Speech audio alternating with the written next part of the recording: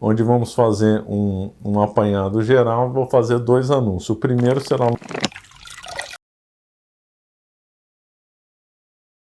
e hoje nós vamos tratar nesse vídeo sobre o processo de independência da América Espanhola.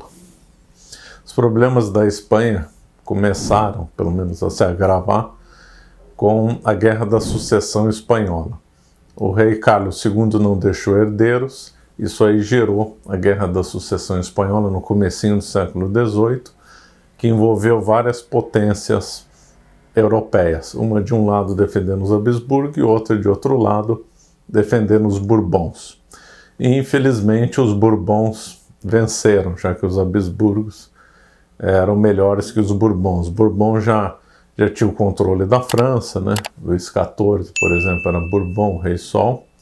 E aí então mudou a dinastia na Espanha, e esses Bourbons na Espanha começaram a fazer uma série de medidas ruins que atentaram contra as tradições espanholas e acabaram minando a autoridade que a Espanha tinha na América. Isso, junto com a Guerra Napoleônica, culminou na independência dos países que nós conhecemos como tal, né? México, Argentina, Chile, etc. No tempo do rei Carlos III, houve um ministro chamado Conde de Aranda que foi péssimo, né? O Conde de Aranda, ele introduziu o iluminismo na Espanha, introduziu a primeira loja maçônica na Espanha, se não me engano, em 1780, estamos já no final do século XVIII, introduziu uma série de reformas, tanto na Espanha como na América Espanhola, que geraram vários descontentamentos e também podemos dizer que abriram o caminho para a independência da América Espanhola. A América Espanhola tinha a elite dos crioulos. Os crioulos eram os brancos, né, os europeus nascidos na América, né, que eles tinham um poder muito local, junto com os cabildos, né. Cabildos eram as representações dos municípios, que era uma herança até medieval da Espanha. E muitos desses cabildos, os chefes, em épocas pretéritas, eram caciques, né. E, na verdade, o termo cacique foi aceito pela legislação espanhola no século XVI, de modo que foi até um título honorífico e hereditário. Então os espanhóis converteram vários caciques e deram a eles os poderes na esfera civil. E muitos desses cabildos, uns eram por indicação de rei, ou havia então uma elite aristocrática que comandava, mas outros cabildos havia ampla representação popular. Ora, o Conde de Aranda fez reforma no sentido de fortalecer o poder central em detrimento dos cabildos. Isso aí gerou insatisfações na América Espanhola. Também ele fez reforma administrativa, a mais famosa foi a criação do vice-reino do Rio da Prata, que envolvia Argentina, Paraguai, e todas essas reformas que ele fez na América Espanhola geraram descontentamentos. E também foi durante o reinado de Carlos III que os jesuítas foram expulsos da Espanha. O movimento de expulsão dos jesuítas não aconteceu só em Portugal, aconteceu na Espanha, na França, na Áustria, que culminou com a suspensão da ordem pelo Papa, né? Foi um absurdo, uma coisa criminosa. Os jesuítas eram adversários do iluminismo, faziam um grande contraponto, era uma muralha contra o avanço do iluminismo. Sem os jesuítas, se retirou essa muralha da cristandade, dando abertura para o processo revolucionário que ia culminar na Revolução Francesa e depois na independência da América Espanhola, que são eventos próximos e tem uma causa e efeito, Revolução Francesa e independência da América Espanhola, né? Todos eles com forte veio iluminista, né? Depois veio liberal, todos eles arquitetados por lojas maçônicas, né? Também foram instaladas lojas maçônicas na América Espanhola. E, em paralelo a essas reformas borbônicas péssimas, centralizadoras, regalistas, que queriam tirar o poder da igreja e centralizar o poder, que aliás foram contraditórias, né, sob certo ponto de vista. ao mesmo tempo que elas centralizaram o poder, elas estavam se enfraquecendo. Que ao tirar o poder da igreja e ao tirar o poder de corpos intermediários, na realidade ela estava minando o apoio da monarquia. Quer dizer, a monarquia mais sadia é a monarquia descentralizada, uma monarquia de alma feudal.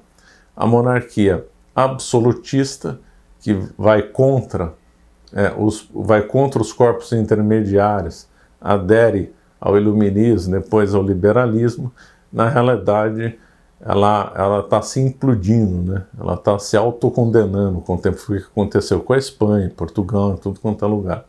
Ao aderir ao liberalismo, essa monarquia na realidade acabou sucumbindo. Então, ao mesmo tempo que ela, na aparência, estava se fortalecendo o poder, na realidade ela estava minando todas as suas bases que a sustentavam. Bem interessante essa contradição. E os jesuítas eram justamente essa muralha. Quando os jesuítas foram expulsos da América Espanhola, os crioulos, que já estavam descontentes com a mudança de poder e reforma administrativa, ficaram com mais raiva ainda do poder central espanhol, porque muitos deles haviam sido educados pelos jesuítas, eram amigos deles. E aí, tudo isso deu vazão para que crescesse um movimento revolucionário na América Espanhola. Paralelamente a isso, começaram a circular ideias ruins dos iluministas Voltaire, Montesquieu. Se deixou de ler escolástica e se passou a ler livros modernosos. Até o estilo mudou, saiu do barroco para o neoclássico, né? Muda o modo de pensar, se muda concepções de governo e se muda o estilo nas artes, claro, né? Vai a teologia, metafísica, se muda e tudo que é ligado a eles vai mudando, direito, arte, forma de governo, etc., vai tudo mudando. Isso aí ficou muito claro na América Espanhola, e toda a força maçônica trabalhando secretamente para isso. Aí, com o desenrolar dos acontecimentos, surgiu uma figura lamentável, que foi o Francisco de Miranda, venezuelano, maçom, que orientou desde Londres, né? Fundou 2 casas maçônicas, a Gran Reunião Americana. Aliás, fundou uma loja maçônica, né, de nome Gran Reunião Americana, também conhecida como os Cavaleiros Racionais, que então instruiu vários revolucionários da América Espanhola no intuito de fazer a independência. Bom, isso ainda não piorasse esse clima, né, que já estava em gestação no século XVIII, no finalzinho do século XVIII, aconteceram as guerras napoleônicas. Né? A guerra napoleônica foi um desastre para a Espanha ficou arrasada, e depois o rei Fernando VII foi sequestrado pelo Napoleão, ficou em cativeiro na França, então houve um vácuo de poder na Espanha, que foi ocupado pelo irmão mais velho do Napoleão, José Napoleão. Então, ora, se já havia descontentamento desde a época do final do século XVIII, a América Espanhola, vendo que a Espanha estava com um rei francês, né, um rei de fora, realmente isso ajudou a insuflar os ânimos independentistas. Então, aqueles revolucionários com ideias iluministas se aproveitaram esse vácuo de poder que estava na Espanha, a confusão que reinava na Espanha, um rei falso dominando, que era o José Bonaparte, e um rei verdadeiro, Fernando VII, que estava em cativeiro na França. Então se aproveitaram desse vácuo para criar movimentos revolucionários que depois ficaram incontroláveis.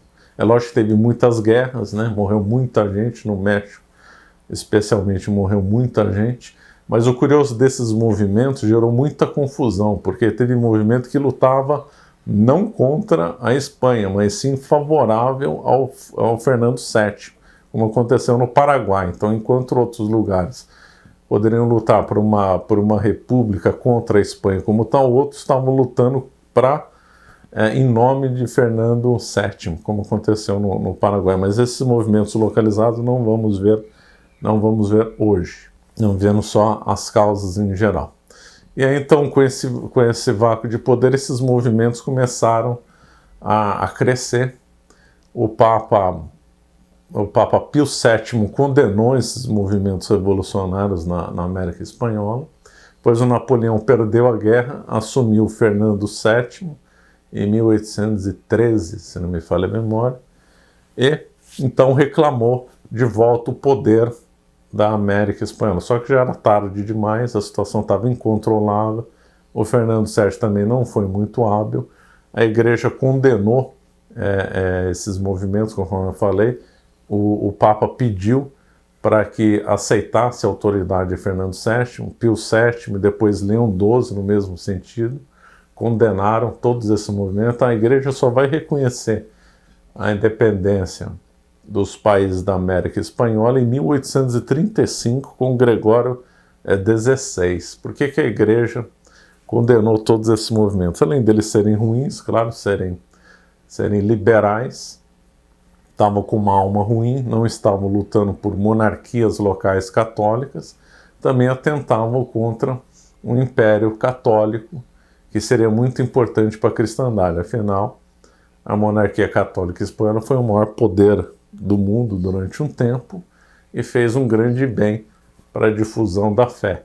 Então, é lógico que a Igreja defenderia o Império Católico, né? Então havia dois agravantes: o Império Católico se fragmentando e esses movimentos aderiram a ideias liberais, a ideias iluministas contrárias à fé católica. Então aqui, nesse vídeo aqui, paramos nesse ponto. Vai ter um outro vídeo que eu vou comentar, então, localmente como foram essas revoltas, né? Então, recapitulando, porque o processo foi complexo, né? Foram com várias etapas e muita sutileza, mas o que é importante saber? Primeiro, as reformas borbônicas, principalmente de Conde de Aranda, foram péssimas. A infiltração da maçonaria na América Espanhola, os ideais iluministas, se trocou a escolástica pelo iluminismo, se trocaram livros bons por livros ruins.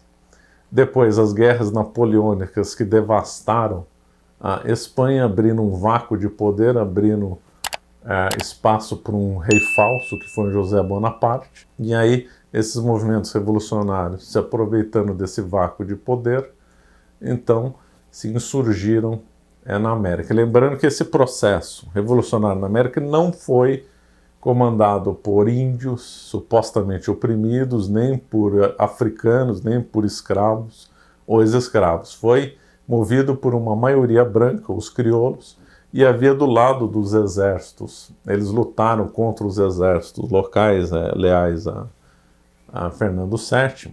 Muitos desses que lutaram contra os crioulos eram índios, né? Então houve lideranças indígenas em nome de Fernando VII lutando contra brancos crioulos da América Espanhola. Então não é outra lenda que se diz, os oprimidos aqui da América Espanhola lutaram contra a elite. Não. Foi uma elite branca descontente com as reformas borbônicas, descontentes na origem, né, com a expulsão dos jesuítas, mas depois contaminadas por ideais maçônicos, que lutou contra a Espanha. E do lado da Espanha tivemos em alguns locais índios lutando pela Espanha. Muito bonita essa história. Mas isso aí fica por uma outra vez. Bom, nos dias 6, 7 e 8 de junho vou trazer para vocês 3 aulas exclusivas sobre a história do Brasil e independência, né? Aproveitando os 200 anos, né? Na aula 1 conversaremos sobre o que é ensinado de errado sobre esse tema. Na aula 2 vou falar sobre a versão da história que mais se aproxima com a realidade, que é mostrada pelos livros, né? Sempre. No terceiro dia, no dia 8, né, farei uma aula em conjunto com o professor André Mello, da editora Floss Carmelli, no canal do Floss Carmelli, onde vamos fazer um apanhado geral e vou fazer 2 anúncios. O primeiro será o lançamento do meu livro, 1822, A Separação do Brasil. E o segundo será o lançamento de uma escola online, que será uma plataforma onde estarão disponíveis todos os cursos de história que lancei e que vou lançar. Então vou centralizar tudo no mesmo espaço. Então lá você vai ter acesso a tudo no mesmo lugar. E ainda vai contar com atualizações frequentes com novos conteúdos.